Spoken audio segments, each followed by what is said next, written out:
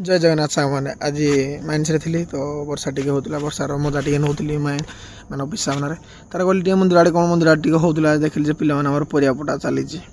तार देखिली पूरी सुखाटा सरला तार मत डाकिले बोले आस टे क्षीरीटा टे चल देबू तो कहली क्षीरी पाक गली मुझे धरी पकईली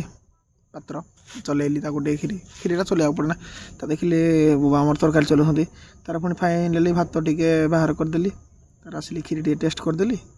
बढ़िया होता तार पे देखिले लोक मैंने सब खाइले ना तो मुझे भी बस पड़ी खायापी देखो आमर हो सब कौन खाईदेली खाईदे पूरा पेट फुल करके ऑफिस आड़े चलली तो ऑफिस मो टाइम होगा ऑफिस बाहरी पड़ी तो बाहरी पड़ी रूम को पाग बढ़िया देखो केम देखा पूरा बढ़िया मौसम पाग फुल देखा चलली तो राति है मुझे बेतिक नापी आसती एक्चुअली माइंस धरिकी गली पुणी बाहरी पड़ी मुझे मार्केट टे